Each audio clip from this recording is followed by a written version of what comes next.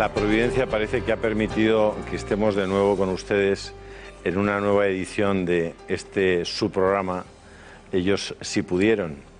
En esta ocasión nos lo vamos a pasar muy bien, se lo aseguro de entrada. Nos lo vamos a pasar muy bien porque el invitado de hoy es una persona que nos viene a hablar de cosas, bueno, pues que a veces se hablan un poquito soterradamente, en general se suelen soslayar porque no interesa mucho contar estas cosas, pero lo que existe en el mundo en este momento en torno a la construcción o a una ingeniería social anticristiana que permita a algunos cumplir objetivos, la mayor parte de las veces inconfesables, pero que pasan por un cambio profundo en la forma de pensar y de entender el mundo y de entender las relaciones sociales y de entender al hombre. De todo eso, la persona que hemos invitado hoy, don Alberto Bárcena, doctor en Historia Contemporánea por la Universidad de San Pablo, en Madrid, y profesor también de esas asignaturas y de doctrina social de la Iglesia, pues como verán también en el rótulo que en este momento aparecerá en su pantalla, experto en masonería, ya les da una pista de las cosas que vamos a tratar hoy en Ellos si pudieron. Don Alberto, encantado de recibirle en esta casa. Encantado de venir. ¿Sabe usted que Tocqueville decía que la mayor parte de los seres humanos prefieren adherirse al error antes que aislarse, que sufrir el aislamiento? Y nosotros, modestamente en esta casa, nunca hemos apostado por esa dirección y creemos que vale la pena adherirse a la verdad y sufrir el aislamiento. Porque eso te produce una satisfacción y un bien que tiene mucho más recorrido, que es mucho más sostenible, como dicen ahora, que lo contrario, ¿no? Don Alberto Bárcena es un estudioso de las cosas que están pasando, que ocurren como por debajo de la mesa en el mundo, que son transversales a países, a ideas, a personas, pero que son muy importantes y que acaban afectando a la vida concreta de las personas. ¿Es así? La transformación de la sociedad occidental no ha sido nada casual, ni el producto de un devenir histórico, una evolución más o menos natural. Ha sido un cambio propiciado, forzado, conforme a un plan de transformación de esta sociedad, hasta convertirla en algo que es la inversión del orden natural. Y eso no es ni casual, digo, ni se hace en 2 minutos, ni es tan sencillo. Requiere un plan, tenacidad, grandes recursos políticos, económicos, etcétera, y finalmente el resultado es una sociedad casi ya irreconocible, si nos centramos en la europea. Pero en todo Occidente ha ido en esa dirección, o sigue yendo en esa dirección, hasta no se sabe cuándo, porque lo que están haciendo es una sociedad ya insostenible. Tanto que hablan de sostenibilidad. ¿Me daría usted la razón si digo que el objetivo primordial de todas esas acciones es sacar a Dios de la historia y sacar a Dios de la vida de los hombres? Sí, desde luego. O sea, el escollo que ahora mismo tiene este plan mundialista, podremos llamarle mundialista perfectamente, es quitar de en medio, desde luego, el cristianismo, concretamente el cristianismo, ¿no? Porque ya se ha quedado como el único escollo para conseguir el asentamiento de un dogma que ya han establecido, como decía Juan Pablo II, el dogma relativista, la dictadura del relativismo. Y claro, mientras haya una institución que siguen millones de personas en todo el planeta, que siga diciendo que no, que claro que existe la ley natural, que no vale todo y que eso de que tu verdad y mi verdad son equiparables, no, hay una verdad y el que se adhiere a ella, como dijo también el Santo Papa Juan Pablo II, ya está bajo sospecha. Él dice en una de sus encíclicas, Centesimus Annus, que quien se adhiere a la verdad no resulta fiable desde un punto de vista democrático, porque ya se ha llegado a asentar, y lo dice en el 91, a 100 años de la Rerum Novarum. A 100 años de la Rerum Novarum, ya se había asentado ese criterio de que lo presentable era aceptar el relativismo religioso. y quien no lo hiciera, quien se adhiera a la verdad, decía él, ya no es fiable. Lo cual es verdaderamente monstruoso, antidemocrático, terriblemente peligroso, porque es la puerta que abre el paso a un nuevo totalitarismo feroz, no menos peligroso que los que se conocieron en el siglo pasado, que es la dictadura del relativismo de la que estamos hablando. Para eso es necesario asentar el dogma relativista primero. Excluir a Dios de la historia parece que desde el principio de los tiempos a quien le conviene y quien tiene como objetivo eso, y por tanto a quien sirven los que actúan con este objetivo, es a un solo personaje, ¿no? Con toda su corte de seguidores, porque supongo que se refiere a Satanás. Por supuesto que ha hecho Satanás más que rebelarse desde el principio, es el homicida del género humano. Y como decía León XIII, cuando empieza su encíclica, la magna encíclica que condena a la masonería, de las varias que hizo en ese sentido, ¿no? Humanum Genus, cita a San Agustín, habla de las dos ciudades y dice más o menos: el humano linaje, por eso se llama así la encíclica, desde que se hubo apartado de Dios por el pecado, está dividido en dos bandos diversos y adversos. Y lo dice claramente: uno es el de Satanás y el otro es el de Jesucristo. Y en esos dos bandos, o sea, cuando ya nos ha situado en que no hay tierra de nadie, estás en un bando o estás en el otro, eso ya es opcional, por la libertad del hombre, ¿no? Cuando ya nos ha situado, empieza a hablar de masonería. Allí hay un episodio en la vida de León XIII interesantísimo y poco conocido, que son sus visiones en el Vaticano, fruto de las cuales él baja y escribe. ¿Por qué no nos cuenta este episodio? León XIII tuvo una visión diabólica, vio un ataque de los demonios sobre el Vaticano para destruir la Iglesia y quedó conmocionado, tanto que su secretario y algunos más que le rodeaban notaron que algo terrible estaba viendo. Y inmediatamente se fue a su despacho y escribió la oración a San Miguel Arcángel, pidiendo que nos proteja del ataque diabólico, una oración maravillosa. Hay una versión corta, que es la más conocida, pero la larga tiene mucha más enjundia. ¿La conoce? ¿La larga, ¿La sí. puede recitar la corta? No, conozco la larga, que empieza diciendo: oh muy glorioso príncipe de las milicias celestiales, San Miguel Arcángel, defiéndenos en el combate que libramos contra las potencias de las tinieblas y sus malicias. Y sigue pidiendo que encadene de nuevo. Encadena de nuevo a la antigua serpiente Satán, arrójala a los infiernos, para Porque que no pueda causar más daño. En esa visión parece que el demonio le está pidiendo a Dios que le desencadene durante un cierto periodo. ¿Es verdad? Por ahí va, pero yo lo que sé, más que esa petición, que no puedo concretar si se hizo entonces, lo que él está viendo es un ataque furibundo a la Iglesia Católica. A la Iglesia Católica, para demolerla.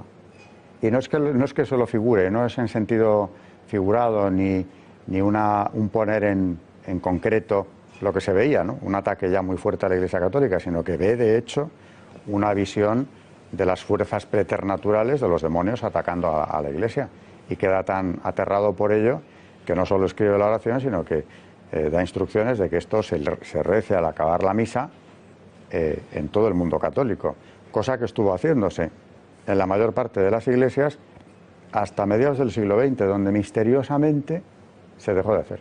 Y ahora en poquísimas iglesias se ha recuperado esa costumbre, que no debe abandonarse nunca, porque todo lo que se invoque a San Miguel Arcángel es poco. ¿Nos remontamos a Lutero para este asunto, para ese no discernimiento entre el bien y el mal, para ese pecca forte crede fortiter? Bueno, Lutero no es que sea un disidente, ¿no?, como otros herejes, es que niega prácticamente todo lo que es la Iglesia Católica.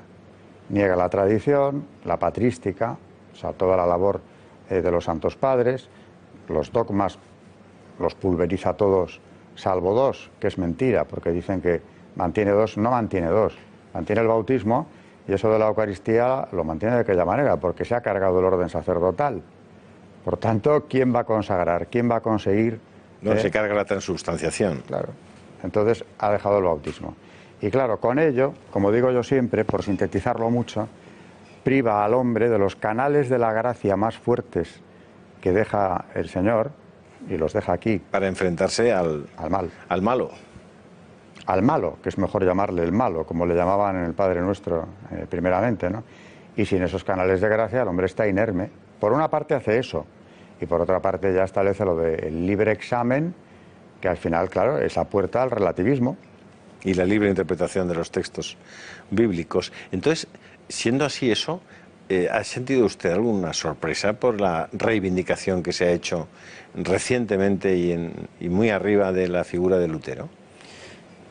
Yo creo que eso se ha hecho pues, en aras a un ecumenismo llevado más allá de lo prudente, desde luego, porque una cosa, vamos a ver, yo entiendo que el ecumenismo desde la Iglesia Católica no tiene otra vía que habrá que ceder en algunas cosas, en lo sustancial no se puede. Y claro, si el ecumenismo pasa por negar los sacramentos, como hizo Lutero, o relativizarlos, por ejemplo la transustanciación, pues no hay ecumenismo que valga, eso es disolver la Iglesia. Claro. Luego, el depósito sagrado que la Iglesia tiene... El ecumenismo vía el suicidio. Sí, es un ecumenismo que al final le conviene a Satanás, porque finalmente ya habrá pulverizado los sacramentos que quedaron en el ámbito de la Iglesia Católica y de la Ortodoxa, que también los ha mantenido, y el resto del mundo, pues no hay más que ver lo que ha pasado con las confesiones protestantes desde Lutero. En la Católica se mantiene una unidad hasta la fecha, con todos los envites que ha tenido, y lo otro ha sido una dispersión que es obra del maligno, ¿no? Que es el que desune.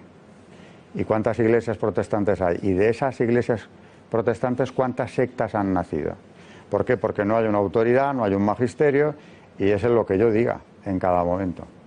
Las constituciones de Anderson significan digamos, un paso importante en la construcción de lo que es esta nueva forma de entender el mundo, ¿no? Sí, porque, bueno, para quien no lo sepa, es el reglamento masónico que encargan uno de los primeros grandes maestres ya en 1723. Ya hay una comisión de clérigos, decía Monseñor Rabasi el año pasado, que eso nos puede unir a ellos, porque eran clérigos cristianos los que redactaron aquello. No nos une, nos desune enormemente, porque es un texto gnóstico, mentiroso, manipulador, que mezcla trigo y cizaña, o que mezcla la mentira y la verdad, que es lo más peligroso que hay, es un arma del enemigo, y cogiendo el Antiguo Testamento, remontándose a Caín, porque vienen de él, tratan de atraer al que se quiera iniciar en una logia con lo que la gnosis ha intentado siempre: la pretensión de ser depositarios de un saber oculto salvífico que eleva al iniciado gradualmente por encima del común de los mortales, que son los profanos. Y cuando ha terminado ese recorrido, ese proceso iniciático, ya no necesita ningún salvador. Es la piedra cúbica perfecta, está por encima del resto de la humanidad, y a saber qué va a descubrir finalmente, aparte de su grandiosidad como ser humano, que no descubra cosas peores también, ¿no?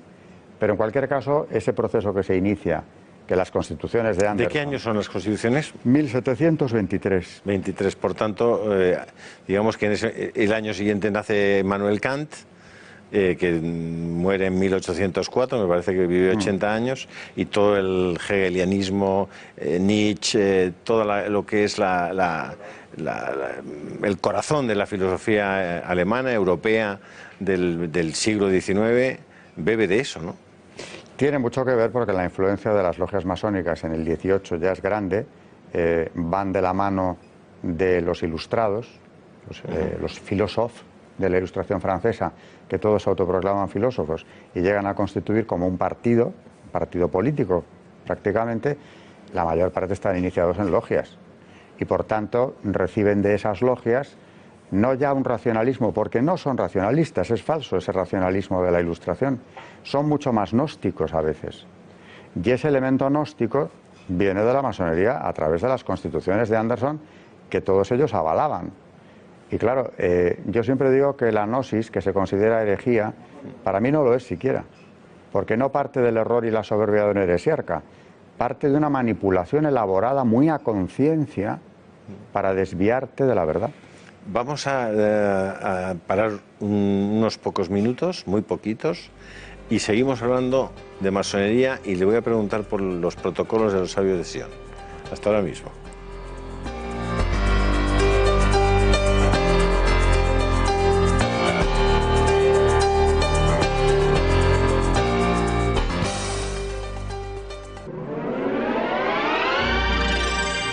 Volvemos en un minuto. En Solnatura somos pioneros en el campo de la salud natural desde 2004. En nuestra clínica ayudamos a las personas a llevar un modo de vida saludable a través de nuestros consejos y tratamientos naturales. Estamos ubicados frente al Parque del Retiro y la Puerta de Alcalá. En Solnatura te vamos a ayudar. Llama ya al 91 31 31 409. Estamos en la calle Conde de Aranda 13, Metro Retiro. Isidoro compra el gasoil de calefacción por su cuenta y le sale caro. En su mismo barrio, María, Juan y Lucas no se conocen, pero siempre consiguen el gasoil más barato en agrupaciongasoil.es con un sencillo sistema de agrupación que permite comprar el gasoil más barato a todos. Agrupación Gasoil, la primera agrupación de compra de gasoil online en España. Solo faltas tú. Intereconomía se renueva para ti. Desde el próximo lunes 30 de enero, más cine en las tardes de Intereconomía. Más información a las 8:30 de la tarde. Una hora de noticias con Beatriz Rojo y Eduardo García Serrano, toda la actualidad y el mejor análisis. Más cultura. A las 9:30, José Javier Esparza presenta Tiempos Modernos, un nuevo programa de historia y conocimiento imprescindible para mentes inquietas. Más humor. De lunes a viernes a las 10 menos cuarto, José Antonio Fuster y su Gracias por Nada para esa visión particular de la jornada.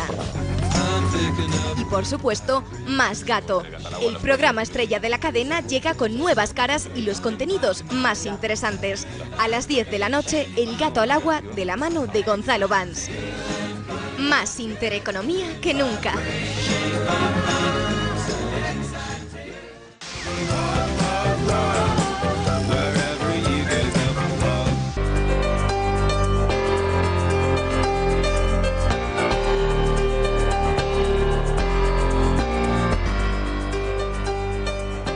Decía Chesterton que no hay temas sin interés o asuntos sin interés, sino gente que no se interesa por los temas. Desde luego a mí el tema del que estamos hablando hoy con don Alberto Bárcena, doctor en ciencia en historia contemporánea y profesor de historia contemporánea y de doctrina de la Iglesia, que por cierto acaba de publicar usted un libro que se titula Iglesia y masonería, las dos ciudades. Y sobre él me gustaría que se detuviera en algún momento de esta charla y antes de eso, para cumplir lo que habíamos dicho antes de parar para la publicidad, ¿es en ese momento cuando dicen que se publican los famosos protocolos de los sabios de Sion o eso es un invento o un mito? No se puede mezclar un texto y otro, porque así como las constituciones de Anderson es un reglamento aceptado por toda la masonería, que nunca lo ha desmentido. Curiosamente, cuando se puede contradecir por tantos puntos, la mentira es tan flagrante, si se compara con el Antiguo Testamento que invoca, que es que no sostiene una crítica medianamente rigurosa, ¿no? Pero una cosa son los protocolos, las constituciones, que ahí siguen estando, y otra cosa los protocolos de los sabios de Sion, que es un texto bastante discutible. Podría ser una elaboración... decían del servicio ruso... o franceses. O franceses. No está muy claro. Se hacen en Suiza. Es que, bueno, parte todo de un congreso sionista, sí, que realmente tuvo lugar. Sí. Creo que fue en Basilea, concretamente a finales del 19, sí, donde habían redactado más bien un programa de acción, porque es lo que están los protocolos, ¿no? De cómo deshacer la sociedad cristiana, la sociedad occidental, vamos, europea en concreto, para una vez devastada, dominarla completamente. Pero los protocolos, que no es algo que yo haya llegado hasta el final de su estudio, hay gente que los da por buenos absolutamente, yo creo que son cuestionables porque, desde luego, quien los redactó no actúa con prudencia, porque si de verdad aquellos sabios de Sion hubieran escrito esas barbaridades con ese odio, sí, yo creo que hasta los más perversos tratan de disimularlo. Claro. Acabemos con ellos y con la virtud de sus mujeres para, claro, que todo esto se venga abajo. Sí. Hombre, no. Lo que pasa es que están mezclando sionismo con los fines del sionismo en base a algo que ocurrió, un hecho histórico que es este congreso, y lo están mezclando con un proyecto que tiene más que ver precisamente con una rama muy concreta de la masonería y con el sionismo en sí.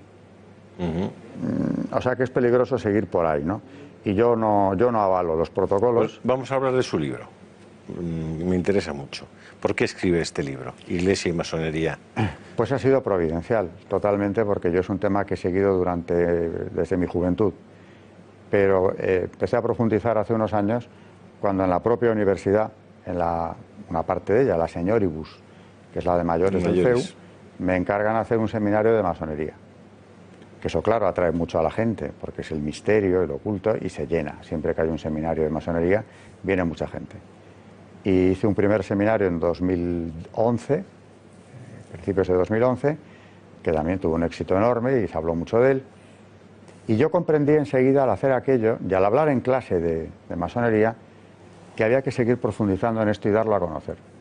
Porque veía mucha confusión, incluso entre católicos, porque precisamente por el relativismo y porque la masonería ha estado muy activa en ciertos medios, se ha difundido una imagen de la misma que no se corresponde con la realidad en absoluto, ¿no? Y claro, mi sorpresa ha sido grande cuando veo que alumnos míos vienen a pedirme tutorías porque están ya con un pie dentro de la masonería. Precisamente suele ser por motivos de presiones de la familia, pensando que les aseguran un futuro metiéndolos ahí dentro, ¿no? A mí me consta que varios, al menos 2 o 3, no han llegado a entrar después de estas tutorías, estudiando lo que es, estudiando las condenas pontificias, que no dejan de ser doctrina de la Iglesia que yo imparto, y comprendí que era muy necesario aclarar la situación, porque lejos de aclararse, en los últimos años va hacia una mayor confusión cada vez más notoria, porque aparte de eso la masonería ha salido ya a la superficie, curiosamente en estos últimos años, y pretenden blindarse como una sociedad absolutamente honorable, de la que todo lo que se ha dicho es falso. Pero claro, tienen muchísimo cuidado en no atacar de forma frontal las condenas pontificias. Y eso es una experiencia personal que tengo yo con ellos. En público al menos. Cuando se habla de las condenas de los papas, se van por otro lado. Porque una cosa es atacar los principios de la Iglesia Católica y los dogmas, etcétera, aunque nunca lo reconocen, y otra cosa ir contra las condenas pontificias, que no quieren, porque lo que han tratado de presentar desde el siglo XVIII es que hay una doble pertenencia perfectamente posible, y por tanto esas condenas, primero siempre han dicho que estaban superadas, por eso ha habido tantas, es que desde Clemente XII en 1738 hasta Juan Pablo II en 1983, el cúmulo de condenas es asombroso. ¿Por qué? Porque aquello tenía que haber quedado zanjado en 1738. Y ya el sucesor de aquel papa, Benedicto XIV, dice: yo no tendría por qué volver a hablar de esto, porque quedó fijado por mi antecesor. Pero dado que se corre ya el rumor, habían pasado 20 años de aquella primera condena, de que esto está superado, pues vuelvo a condenar. Y en su texto, Providas, que es la segunda condena, incluye todo en el cuerpo de Providas está toda la primera condena, con excomunión y una claridad. Bueno, ahí está el episodio del cardenal Rampola, ¿no? Más tarde, eso ya es en el siglo XIX. Que prácticamente iba a ser papa y se impide por parte del archiduque... El emperador en persona. El Francisco emperador José. envía, que tenía la capacidad de vetar. Sí, ahí se la quitaron, por cierto. Bueno, se la quitan inmediatamente, pero es que el emperador podía vetar la elección en un conclave del papa. Sí. Y veta a Rampola. Y veta al cardenal. Y gracias a que veta a Rampola... Pues no sale. Hombre, yo no sé si habría salido, pero era uno de los papables, indiscutiblemente. Sí, sí. Y yo he oído versiones tan absurdas como que el emperador tenía un resentimiento con él por una cuestión del enterrar o no en sagrado al heredero de Francisco José, el que se suicida. Si es que se suicida, que no vamos a abrir ahora ese misterio, ¿no? El archiduque Rodolfo que se suicida en Mayerling. Y según algunas voces, lo que ocurrió es que, claro, Francisco José había quedado muy dolido con Rampola porque había parado o había cuestionado la posibilidad de enterrar a Rodolfo en sagrado. La masonería hoy sigue siendo una sociedad secreta, es decir, no es posible acceder ni a sus reuniones, no es posible saber quiénes son sus socios o sus miembros, tampoco es posible conocer a fondo cuáles son... digamos, cómo entre ellos funciona la fraternidad, es decir, en qué medida, si por ejemplo un juez es masón, o un fiscal, o un policía, cómo su adscripción masónica puede o no condicionar su actuación profesional. A mí ese es uno de los temas probablemente que más me preocupan y que más me parecen más importantes. Hay un momento en Inglaterra en el que en Scotland Yard había una proliferación de masones tan alta que hubo un decreto para obligar a, digamos, a hacer pública esa pertenencia, ¿no? Y no hace para tanto, despejar la situación, ¿no? El propio ministro Jack Straw llega a decir que la judicatura inglesa está corrompida totalmente por esa infiltración masónica, porque claro, siguen estrategias y obediencias que no se corresponden siempre con la justicia, con la que justicia, es la búsqueda ni con la ley que tienen que aplicar, ni ¿no? con la ley que tienen que aplicar. Pero y eso en España puede ocurrir. Sí, claro. Puede ocurrir que haya jueces masones o que haya fiscales masones o policías masones que actúen con un interés diferente. ¿Puede ser? Vamos a ver, si tienen una obediencia que seguir, porque es jerárquica la masonería, tienen unos secretos que guardar, porque no se han derogado los juramentos terroríficos que hacen al entrar en la masonería, donde asumen que se les corte la cabeza en algunos rituales y en otros que se les arranque el corazón, que es lo que se dice en derecho humano cuando se inician. ¿Por qué todo eso no se deroga? Luego dicen que esos castigos corporales simplemente están puestos o están en el ritual para que quien se inicia comprenda la gravedad del paso que está dando y no se le vaya a ocurrir después. ¿Usted descarta que esta pertenencia de algunos de estos jueces o fiscales o policías o funcionarios o servidores públicos esté detrás de la aplicación tan distinta de la justicia en casos que aparentemente deberían tener la misma consideración? ¿Que voy a descartar eso? No lo descarta. En absoluto, y además es que me remito a documentos públicos que puede cualquiera consultar. En el año 85, en el Parlamento Europeo, los diputados laboristas británicos presentan un proyecto de resolución precisamente denunciando la falta de transparencia que hay en las instituciones europeas, que claro, obstaculiza la promoción normal de los funcionarios de su partido y de todos los demás. Es la B285. ¿Y habla de masonería? Claro. Dice que esa intromisión de la masonería en las instituciones es un obstáculo casi insalvable, porque al final no promocionaban ni por antigüedad ni por méritos, sino que se colaban quienes tuviesen los apoyos necesarios. Y hace muy poco tiempo he tenido una confirmación de este asunto. Un alto cargo del Parlamento Europeo, altísimo cargo del Parlamento Europeo, reconoce estar ahí por la masonería, aunque él dice que no es masón. Claro, la gran pregunta es, ¿y entonces por qué? ¿Por qué le han aupado ahí a usted? Pues eso yo creo que hay que relacionarlo, por supuesto, con la resolución. Vamos a volver atrás al inicio de esta conversación.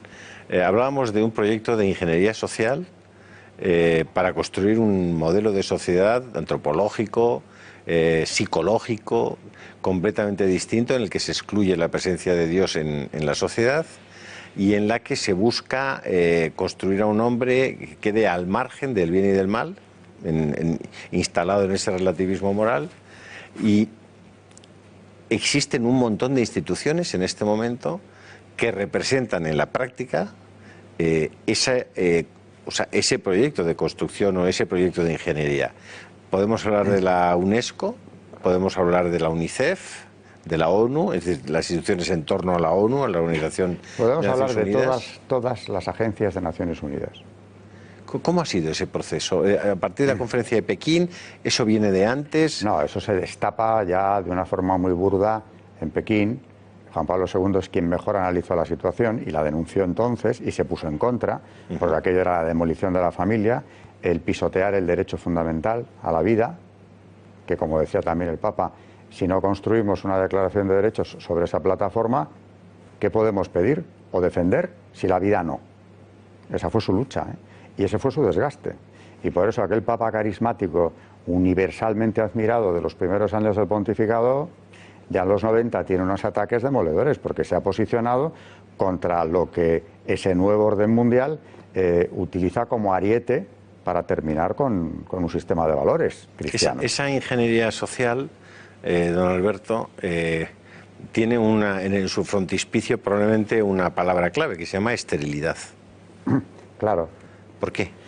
Pues porque parten de un análisis de la realidad totalmente malthusiano, falso, se ha demostrado además, según el cual llegados al extremo, el hombre puede ser contemplado incluso como una plaga de la tierra, como dice Boff, una plaga que a lo mejor sería mejor que desapareciera y la pobre tierra siguiera su camino, su curso natural, ¿no? Eso es el panteísmo que está ahí presente también. Pero cuando el hombre, en vez de ser rey de la creación, como aparece en el Génesis, se convierte en la plaga de la tierra, eso por una parte. Y por otra parte, llegan a la conclusión maltusiana de que el planeta no puede sostener el crecimiento demográfico, por lo tanto, cualquier cosa que se haga para reducir la población mundial está bien hecha, incluyendo el aborto, porque cuando se habla de los nuevos derechos, los derechos reproductivos, juegan con el lenguaje de una forma descarada y terrible, ¿no? Porque tú oyes derechos reproductivos y te crees que a lo mejor lo que van a estás hablando de derechos. De entrada que estás hablando de derechos. Primero de derechos y luego a la reproducción, ¿no? Sí. No, es todo lo contrario. Es cómo conseguir que no se reproduzcan las personas. O sea, son deberes no reproductivos. Exactamente. A ver cómo logramos atajar la fertilidad, que esto es lo que ellos hablan, de fertilidad. Entonces, hay que empezar por el tercer mundo y por eso se han implantado políticas condicionando las ayudas económicas a que estos países acepten campañas de aborto, esterilizaciones masivas, etcétera, y si no, no hay ayuda, porque hay que reducir la población del tercer mundo a la mínima expresión, y bueno, y si casi desaparecieran, mejor incluso, porque han acordado que industrializarse no pueden, porque contaminarían mucho a la pobrecita tierra que ya bastante soporta. Y crecer demográficamente tampoco, porque siguen contaminando por vía demográfica. ¿Qué les queda? La eliminación. Ahora, si eso lo hicieran únicamente de cara al tercer mundo, que ya es salvaje, inaceptable, inhumano y todo lo que se quiera añadir, diríamos, bueno, lo hacen para que los pobres vayan desapareciendo, con un cinismo salvaje, ¿no? Pero es que eso también lo quieren aplicar y lo hacen en el mundo desarrollado. O sea, hay que lograr el mínimo de fertilidad posible. Y con esto, ¿qué han conseguido? Destrozar la pirámide de población demográfica hasta crear una Europa envejecida hasta niveles desconocidos en la historia que hacen imposible cuando hablan de la viabilidad del sistema de pensiones, pero ¿cómo va a ser viable? Entonces este chico nuevo y tan malo y tan ignorante que se llama Trump, este chico al que todo el mundo le tira piedras y al que no le dan ni siquiera el privilegio de la duda durante unas semanas, y que una de las primeras cosas que hace es cancelar las ayudas y las subvenciones a todas las fundaciones americanas que estaban promoviendo el aborto en el mundo. Este chico Trump les dice en las primeras 48 horas que no les va a dar ni un dólar. ¿Qué le pasa a este Trump? ¿Que no se ha enterado de este proyecto o qué? ¿O puede ser que estén muy enfadados con Trump y todo lo que está pasando alrededor de Trump tenga algo que ver con todo esto? La derrota de Hillary Clinton todavía no la han podido asimilar porque era nada menos que la cara visible del nuevo orden mundial, con todo lo que esto conlleva. Y qué pocas protestas hemos oído en contra de su programa, que era partidaria de seguir no manteniendo, sino incluso elevar las subvenciones a Planned Parenthood, por ejemplo, que no solo mata niños, sino que trafica con sus órganos. Sino que los vende. Sí. Nadie decía nada. Es decir, los medios, ya podemos entrecomillar conservadores, ¿no? Tampoco se quejaban de esta señora en absoluto. No, de hecho, los medios conservadores, salvo nosotros y cuatro más, no hemos publicado. ¿Cuatro? Esos 3, 2, 1. No hemos publicado esos vídeos que se grabaron de los dirigentes de Planned Parenthood afirmando cómo un cerebro de un niño abortado de 3 meses podían conseguir por él $700, un hígado no sé cuántos. Era verdaderamente monstruoso lo que ellos mismos confesaban que hace Planned Parenthood, al que el gobierno americano le estaba dando $500 millones al año. Sí, claro. Y ella era partidaria de mantener o elevar esa financiación. Nadie decía nada. Entonces, ¿Trump no está en esto? Claro que no. Lo primero que ha hecho antes de ser presidente incluso, y recién nombrado, fue agradecer a los católicos la colaboración en el proyecto de defensa de la vida. Luego sí, vienen a decir que sí, pero luego con los protestantes no sé qué. Mire, me da igual. A mí, a las alturas en las que estamos, alguien que viene y quita la subvención pública a estas organizaciones. Realmente. Curiosamente, vamos a ver, esto es gravísimo lo que voy a decir ahora. El titular de antes de ayer, si no me equivoco, el titular era ese. Todo lo demás O sea, el comercio con Asia, etcétera, todo lo que tanto les ha escandalizado que ha dicho, ¿no? Y yo no digo que no tenga patinazos, pero es que todo lo demás que tanto les indigna es absolutamente secundario comparado con el hecho de retirarles la financiación a estas organizaciones. Porque la gran batalla que tenemos planteada, la que está salpicando de sangre a todos nosotros en Occidente desde hace ya años, es la de la vida. Es el aborto. Y ya está. Entonces, si viene alguien que después de décadas de ir aumentando el asesinato, el genocidio de millones de seres humanos, los inocentes, como decía Juan Pablo II también, ¿no? Viene Los alguien más que dice, inocentes. vamos a dar un paso atrás. Se acabó la financiación pública. Ese era el titular, por lo menos desde mi punto de vista, para cualquier persona de buena voluntad. Porque claro, si ya no somos capaces de ver con claridad que lo primero que hay que defender es la vida humana, pues entonces hemos entrado en el juego relativista de todas estas agencias de las Naciones Unidas y que no hay que escandalizarse nada. Porque ya el primer presidente de la UNESCO, Julian Huxley, dice en el 48, nada hay inmutable o eterno en ética. Caramba, señor Huxley. Entonces, ¿para usted qué es la ética? A lo que acordemos, coyunturalmente. Luego, claro, nos hemos cargado la ley natural, que también lo decía Benedicto XVI, se ha convertido en una peculiaridad católica y no hay instancias superiores. O sea, que nos ponemos de acuerdo entre nosotros y decidimos que la ética planetaria tiene que ser esto. Y que, por supuesto, incluye el asesinar el mayor número posible de niños, porque lo que hay que sostener es el planeta Tierra. Un peón importante de todo esto ha sido Zapatero en España, ¿no? Claro, era el reflejo de Obama, ¿no? Zapatero es el Obama español o bien Obama es el Zapatero americano, ¿no? La política era exactamente igual. Y Hollande en Francia, probablemente. Lo mismo. Por ejemplo, Zapatero, cuando aquí introduce la reforma de la ley del aborto para que las menores puedan abortar ellas solas, siendo así que no podían ni votar ni conducir un coche, pero abortar por su cuenta y riesgo, sin conocimiento de sus padres o sin ese apoyo, sí podían hacerlo. Eso chocó mucho, pero es que hay que irse al acuerdo que tomaron los comités de derechos humanos de Naciones Unidas en 2001 en Ginebra, conocido como el Glencoe +5, donde dicen que hay que eliminar de las legislaciones nacionales toda referencia a los derechos, deberes de los padres en materia de salud, reproducción y educación de los menores. Es decir, son partidarios estas agencias. Estoy hablando de los derechos de los comités de derechos humanos de Naciones Unidas. Y son partidarios de suspender nada menos que la patria potestad en temas tan cruciales como estos. De manera que, claro, luego ellos no lo dicen en voz alta. Zapatero, cuando hizo esta reforma, tenía guardado en el cajón, naturalmente, el acuerdo, el Glencoe, pero no lo dice, porque saben, todavía saben, que ante la opinión pública eso no queda bien, es muy chocante todavía, ¿no? A pesar de que cada vez nos chocan menos cosas. Pero esto es tan fuerte que eso se guarda, bueno, primero se acuerda, se firma y se guarda.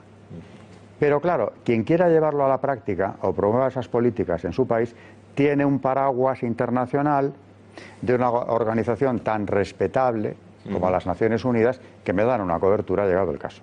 Aparte de directrices, ¿no? Yo siempre he explicado a nuestros espectadores, bueno, siempre desde que, digamos, tengo participación activa en los programas de televisión y de radio, cosa que no hice durante muchos años, aunque presidía Intereconomía, no salía en primera línea como estamos esta noche hablando para los espectadores, pero siempre he defendido lo mismo, y es que nosotros debemos ser una referencia para los que creen las cosas que nosotros defendemos. Es decir, en la medida en que no hay luces públicas que defienden determinadas cosas, se van apagando las pequeñas luces de la gente que cree sentirse, digamos, en el error, porque ya no hay nadie que defienda esas cosas, ¿no? Es decir, hay que tratar de ser ese pequeño agarradero para las minorías que siguen pensando que hay un bien y que hay un mal, y que hay referencias sociales o de construcción de la sociedad y de respeto a la dignidad del hombre diferentes a las que se han impuesto en muy pocos años, ¿no? Porque si tú afirmaras determinadas cosas que hoy no solamente puedes afirmar, sino que si no afirmas puedes ir a la cárcel, si tú las hubieras afirmado hace 15 años en España, te hubieran tomado prácticamente por loco, ¿no? Sin embargo, en esos 15 años se ha producido un cambio tan brutal, tan profundo en la mentalidad de la gente, que valdría la pena, ahora en cuanto volvamos de la publicidad, que indaguemos sobre los porqués de ese profundísimo cambio en los criterios y en la forma de entender el mundo. Hasta ahora mismo.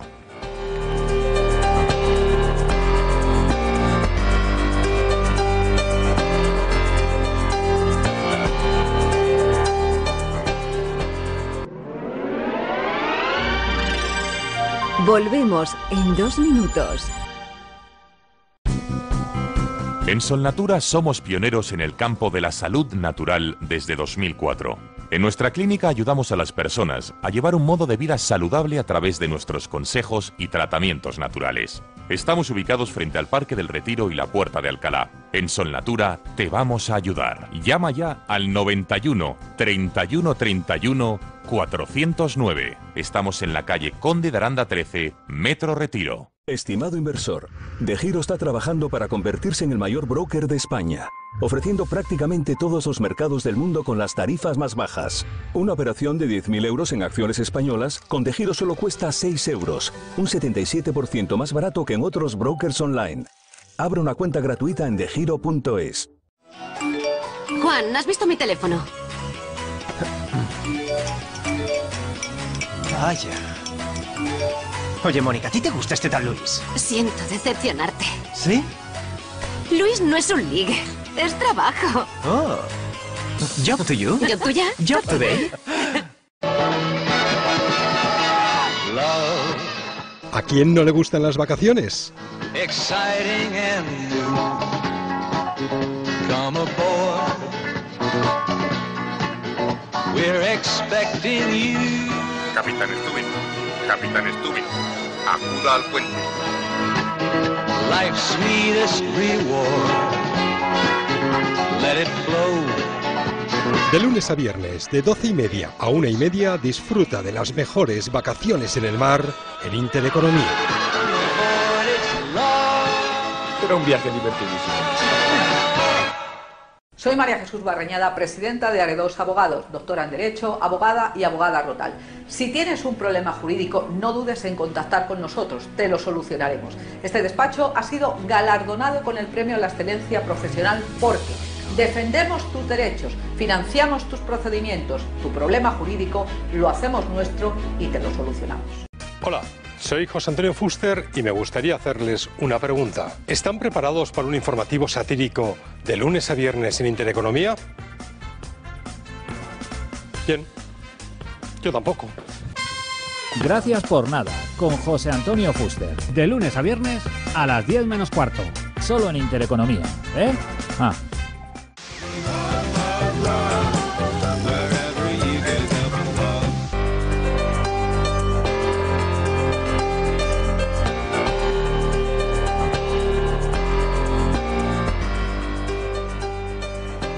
Estoy seguro que a estas alturas de este programa ustedes están apasionados por el tema que estamos tratando. Yo lo estoy, desde luego, y estoy muy interesado en seguir profundizando en estos temas.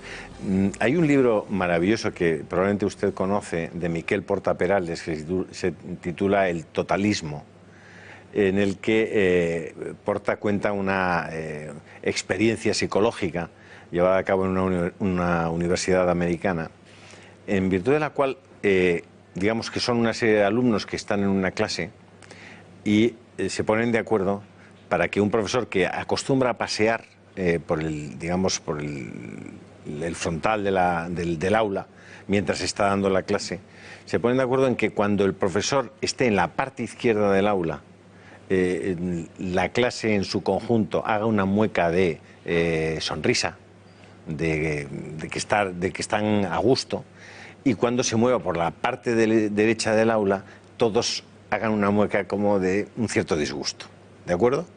Se ponen de acuerdo en esa experiencia, no le dicen nada al profesor y la llevan a cabo. La realidad es que al cabo de 2 o 3 días, el profesor ya solo se mueve por la parte izquierda del aula y acaba incluso apoyado en la pared de la izquierda y ya deja de moverse subconscientemente por la parte derecha. Cuando le cuentan al profesor que efectivamente eso ha funcionado así, el mismo profesor dice que eso no es posible, que él se ha movido por ahí pues porque sí, pero la realidad es que la experiencia funciona de forma eficacísima, es decir, que la forma en la que el resto del mundo te mira condiciona tanto tu actitud y tu forma de hacer las cosas o incluso de opinar, que puede realmente acabar cambiando el mundo, como así está siendo, ¿no? A mí me parece que en la sociedad española esta experiencia, que hoy lo que hace es que muchos de nosotros nos sentamos frente al televisor y vemos las series y bajamos al bar y hablamos con no sé quién y leemos los periódicos. Al final, toda esa batería de misiles ideológicos en una sola dirección hacen que la gente vaya cambiando su posición y acabe apoyado en una determinada parte de la pared, ¿no? No sé si estamos de acuerdo un poco en el diagnóstico. Sí, claro, el bombardeo ha sido por todas partes. Y claro, si hay una combinación de factores, desde los medios de comunicación, desde el mundo de la cultura, el espectáculo, en la escuela ya, incluso, es muy difícil mantenerse firme. Yo he visto gente incluso de mi generación que recuerdo perfectamente lo que pensaban en cuanto a valores fundamentales. Han sucumbido. Es que ni se acuerdan, yo creo, de que alguna vez pensaron así. Han entrado en el relativismo por contagio, por no combatir más, incluso psicológicamente, contra lo que les rodea, pero todo esto es hecho de una forma muy orquestada, que te lleva casi de una forma también inexorable a acabar formando parte del sistema. O sea, resistir no es fácil. Apoyándose seguramente en el silencio de la mayoría. Claro. El silencio es nefasto, don Alberto. El silencio es muy peligroso, porque al final se oye la voz del poder, nada más. Y ahí sí que cuidado, porque si estamos defendiendo sistemas democráticos, llega un momento en el que ya, como estamos viendo, esos sistemas democráticos empiezan a estar gravemente amenazados por esa dictadura del relativismo, porque es dictadura. De manera que, como comentábamos, la libertad de expresión ya está más que amenazada, está siendo violada, porque quien se salga del marco de esa dictadura puede tener problemas muy serios. Están demostrando últimamente que además la democracia para ellos es un puro instrumento. En el momento en que la democracia dice algo diferente a lo que ellos quieren, se la pasan por el arco del triunfo. Ah, claro, es un instrumento maravilloso. Y hay ejemplos recientísimos de cómo la democracia para ellos, bueno, la reacción a la victoria de Trump es una reacción histérica, completamente antidemocrática, y que abona la idea de que estos señores están en el totalitarismo sí o sí, y que todo aquel que no esté dispuesto a pasar por ese aro queda fuera del sistema. Es decir, durante 8 años ha estado Obama, hemos tenido a Obama. Yo no he visto en la calle manifestaciones de los que no estaban de acuerdo con Obama.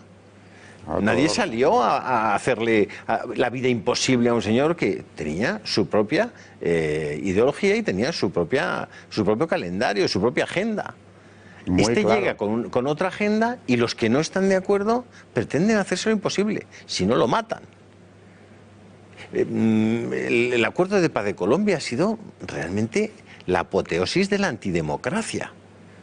Es decir, se confabulan para hacer un acuerdo, además en torno al marxismo de los hermanos Castro, que es el peor de los indicadores, y cuando lo pierden en un referéndum, les da igual. Lo rehacen y lo pasan ya sin referéndum. Pero es que empieza con las propias constituciones europeas. Francia la rechaza y se van a hacer el Tratado de Lisboa. Pero es que está pasando últimamente con todo. Ahora mismo ya le han dicho, el tema del Brexit es muy divertido. Ahora hay unos jueces que han dicho que no, que eso tiene que pasar por el Parlamento británico. ¿Pero qué me está usted diciendo? Es decir, o sea, que el referéndum no es soberano.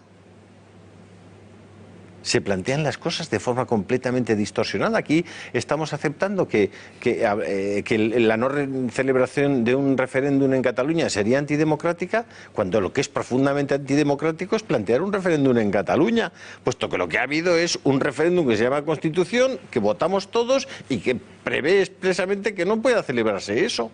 Es decir, con la excusa de la democracia la utilizamos exactamente como nos da la gana y en lo que nos da la gana. Y contra la democracia misma, sí. Contra la propia democracia, ¿no? Claro. La utilización de las instituciones de las Naciones Unidas es especialmente grave, ¿no? Muy grave. Es muy grave porque es difícil escapar a ese poder, que además viene por dos vías, ¿no? Cuando puede ser coercitivamente lo es, y cuando no, es quien va marcando unas pautas de comportamiento, o la Unión Europea, que es ahora mismo está exactamente igual. Yo recuerdo cuando Hungría sacó adelante una constitución pro vida, allá por 2011, que me dio una enorme sorpresa y pensé, esto parece como una pequeña esperanza, ¿no? Hay un país europeo que se atreve a defender la vida humana desde su concepción hasta su fin natural. Esto es una maravilla. ¿Y el matrimonio entre hombre y mujer? Y lo establece además eso. Matrimonio es la unión de hombre y mujer, en su constitución. ¿Qué pasó? Que la rociada que le cayó a Orbán fue del calibre de que incluso la comisaria europea Reding, que era del PP europeo, llegó a decir que, bueno, insinuaba que los iban a echar. Bueno, y que serían merecedores de sanciones muy concretas. Económicas. Que son las que más duelen, claro, cuando quieren ahogar a un gobernante que no. Claro. Porque, y este es el mejor argumento para que veamos lo que es el secuestro del lenguaje, ¿no? El secuestro del lenguaje es el título de un libro de López Quintás que es de obligada lectura para entender cómo lo manipulan todo, ¿no? Habría que sancionar a Hungría, decía la comisaria, porque no defendía valores europeos. Fíjese, la diana, porque claro, todavía el lector no muy avezado en todos estos juegos internos, aún pensamos que los valores europeos serán muy elevados y muy dignos de ser defendidos, y que quien vaya contra ellos, pues es alguien que habría que llamarle al orden. Pero claro, la gran pregunta es decirle a esta señora y a los que pensaban o actúan como ella: explique usted qué valores son los europeos para usted y dónde entran en conflicto con los de la Constitución húngara. Claro, los valores, la defensa de la vida es antidemocrática. Es decir, lo entrecomillo.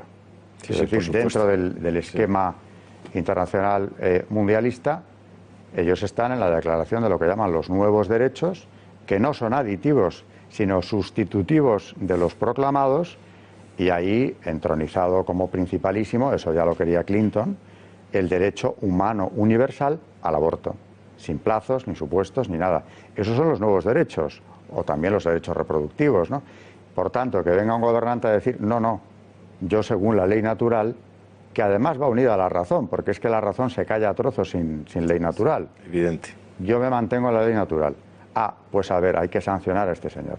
Eso es lo que está ocurriendo en la Unión Europea, y esto es lo que, sin darse cuenta, los ciudadanos de Europa, poco a poco, algunos, es que llevamos muchos años con este juego, o con esta política de bombardeo ideológico, y al final es ya difícil reconocer qué es lo que creen y no creen. O sea, la gente de la calle, normalmente, yo creo que tiene un fondo todavía sano, porque cuando hablas con ellos la mayoría reconocen la verdad, aún están en condiciones de hacerlo, pero claro, se dejan llevar como el profesor de la tarima, ¿no? Si veo que diciendo esto me voy a poner en contra de los que mandan y de otros muchos que no mandan, pero que los tengo cerca, ¿no? Pues vamos a dejarlo correr. O sea, ¿Cómo analiza el papel del Gobierno de España, el Gobierno del Partido Popular, el Gobierno de Rajoy y Soraya Sáenz de Santamaría en todos estos temas? Pues están dentro del mundialismo por completo. Y cuando hablo de mundialismo, hablo de aceptar estas políticas antinatalistas, por ejemplo. Han llegado a ser lo que se llamaba hace años una derecha escandinava, que cuando yo lo leí la primera vez me pareció terrible. Era la derecha sin valores, es decir, intereses. Una derecha que defiende intereses, pero no valores. Y la española se ha convertido, desgraciadamente, en buena parte ya es eso, abiertamente. Hay una carta pastoral del obispo de Alcalá de Henares, Monseñor Rey, que dice, cuando se retiró el proyecto de reforma del aborto del Partido Popular, explica en una carta, cuya lectura recomiendo mucho, llamar a las cosas por su nombre, ya el título es estupendo, ¿no? Donde dice que el Partido Popular ha retirado su proyecto de reforma, que lo traía en el programa, porque está al servicio de lo que llama él la gobernanza transnacional, que sigue directrices del lobby gay, bisexual, etcétera, servidores de un imperialismo neocapitalista. Es decir, está sacando el problema concretamente del ámbito español para decir, señores, si queremos entender este paso que ha dado el Partido Popular en el poder, tenemos que irnos fuera y ver lo que él llama esa gobernanza transnacional que les va marcando pautas y plazos. Entonces, el que no quiera jugar a esto, pues sabe que su carrera política tiene un recorrido muy corto. Y esto, con el Partido Popular, está pasando exactamente igual que puede pasar con cualquier otro partido del arco parlamentario. En la práctica, la acción del Partido Popular ha hecho que todos aquellos que votaron al Partido Popular hace ahora 5 años, con un programa electoral que decía vamos a echar atrás la ley del aborto, vamos a echar atrás la ley de matrimonios homosexuales, vamos a echar atrás la ley de memoria histórica, vamos a echar atrás todo aquello que hacía referencia al control de los, es decir, a evitar que los padres pudieran tener libertad para educar a sus hijos, resulta que todas esas cosas ya no son defendidas por el Partido Popular y, sin embargo, esa primera pérdida de votos que tiene el Partido Popular al reconocerse esa realidad la van arreglando poco a poco, porque la mayor parte de la población va pasándose a esa parte de la tarima, porque lo que ve en la televisión, lo que ve el resto de sus vecinos, lo que ve sus compañeros, tal, es una posición en la que esa defensa de valores ya no cabe en una opción política. Entonces, esa es una situación, no sé desde su punto de vista, pero de difícil reversión, ¿eh? Es de difícil reversión, que no imposible, claro, pero es de difícil reversión sobre todo por la cantidad de tiempo que lleva implantándose esto. Y porque además no hay realmente ahora un partido que defienda esos valores. Bueno, que defienda valores, quitando los valores más materialistas, ¿no? Pero bueno, está Vox, ¿no? Intentándolo, ¿no? Con mucha modestia y con muy pocos medios, pero en honor a la verdad, ¿eh? Sí, sí. Me parece que ahí sí que Vox está haciendo por lo menos está dando testimonio público de eso, ¿no? Ciertamente, pero ¿dónde está Vox? No, bueno, claro, por eso le decía que la gente se está pasando al otro lado, ¿no? Claro, porque pues Vox está en el lado de la tarima quizá donde, claro... La mueca es de desaprobación. Claro. Entonces, mejor ni hablamos de ellos. Y además, por inercia, mucha gente con su mejor intención sigue votando a un partido al que han votado siempre pensando que defendía lo que ellos querían defender, cuando no es verdad.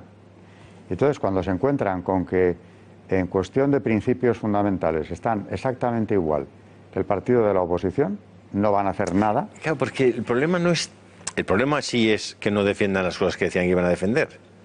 El problema es que no defendiéndolas hacen que los que abajo les demandaban que las cambiaran cada vez sean menos. Ese es el problema, la desactivación. Porque es que ellos consolidan lo que ha hecho el partido anterior en el poder, lo consolidan y queda ya que no hay quien lo mueva. Por ejemplo, hablando del matrimonio entre personas del mismo sexo, Rajoy, si no recuerdo mal, presentó un recurso ante el Constitucional. Magnífico. Contra esa ley. Magnífico. Luego, estando en la oposición, parecía que con buen criterio entendía que aquello no se podía defender. Sí. Sin embargo, ya, cuando está en el poder, ¿qué ha hecho? Potenciarlo. Así es. Entonces, ¿qué pasa? ¿Que es que ha cambiado radicalmente sus principios? ¿O es que se ha encontrado con esa gobernanza que le marca los tiempos y los objetivos? Y le ha compensado seguir esas pautas que le vienen marcadas de más arriba. Porque teóricamente estos gobiernos, el español debería ser soberano o representa una soberanía nacional, pero no lo es. Los que creemos todas estas cosas, Alberto, ¿qué tenemos que hacer? Primero, bueno, no rendirse nunca, denunciarlo cuando tengamos ocasión. Denunciarlo, es importante, porque usted mismo decía ahora, claro, a base de no oír otra voz más que la corrección política y lo que se transmite por los medios mayoritariamente, a base de no oír otra voz, pues una gran cantidad de gente acaba tirando la toalla, pero ya por agotamiento o porque se pueden llegar a plantear, si estoy solo, a lo mejor el equivocado soy yo. O sea, así se imponen las dictaduras, ¿no? Y podríamos estudiar el nacionalsocialismo. Aquel silencio era producto del miedo. Bueno, pues ahora es otro miedo, porque de momento no te llevan a un campo, de momento, pero la marginación es grande, ¿no? Entonces, hay que denunciar, hay que hablar claro, hay que dar la batalla en la esfera de lo que cada uno pueda llegar a hacer. Y, por supuesto, desde la fe hay que rezar. Hay que formarse e informarse. Hay que formarse y hay que informar, si tenemos ocasión de hacerlo también, porque a mí me consta que mucha gente, cuando oye un discurso como el que estamos haciendo aquí, se siente aliviada, y algunos hasta con cierta capacidad de reacción, porque piensan, no estoy tan solo, esto hay alguien más que lo está viendo. O sea, es muy importante que esta voz no desaparezca, mientras se pueda hablar. Y que además lo podamos hacer con un rictus de sonrisa, que no estamos asustados, que no tenemos miedo, que además estamos contentos y estamos en positivo y que vamos a tratar de luchar por seguir adelante y por seguir defendiendo estas cosas y contándolas, ¿no? Es decir, pero no por una especie de cosa conspiranoica, no, sino porque las cosas están sobre la mesa y las leyes están ahí y sus efectos están ahí, y el cambio de mentalidad, pues cualquiera que quiera cogerse simplemente una documentación estadística sobre cuáles sean las opiniones de los españoles hace 15 años sobre los temas de fondo y los vea hoy, pues se da cuenta de qué ha pasado ahí, ¿no? Hablando de estadística, también sería bueno comparar eso, ese cambio, ¿no?, con la situación de la familia, del matrimonio, la estabilidad del matrimonio en España, porque ha ido, claro, al unísono de ese cambio, ¿no? Pero, por supuesto, sin perder la esperanza y sabiendo que al final la dirección buena es esta, la de la ley natural, y no la de los consensos o las imposiciones antidemocráticas vestidas de tolerancia. Sí, con esta conversación con don Alberto, que espero que podamos continuar, ¿usted estaría dispuesto a hacer un debate con una persona que sea de la masonería, con un masón que quiera venir aquí a sentarse y a hablar con usted de todo esto? Sí. ¿No tendría problema? No. Pues vamos a proponerlo, porque creo que puede tener mucho interés para los espectadores y también por dar voz a aquellos de los que hablamos sin estar presentes, ¿no? Que eso yo creo que también es digno de hacer, ¿no?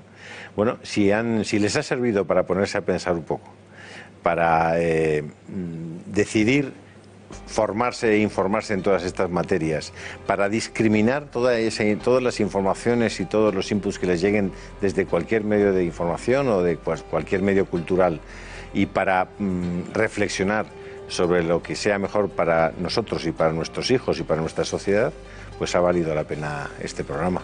Le emplazo hasta muy pronto, don Alberto, porque creo que valdrá la pena seguir charlando de esto y seguir contándoselo a nuestros espectadores. Pues hasta muy pronto. Muchísimas gracias. Hasta pronto. Y muchas gracias a todos ustedes, que ha sido, como siempre, un placer por estar, que nos hayan hecho un huequecillo en su salón o en su cocina, junto a ustedes, o junto a una chimenea, porque yo notaba un poco de calor esta tarde, para poder contarles todas estas cosas. Muchas gracias y hasta la semana que viene, si Dios quiere.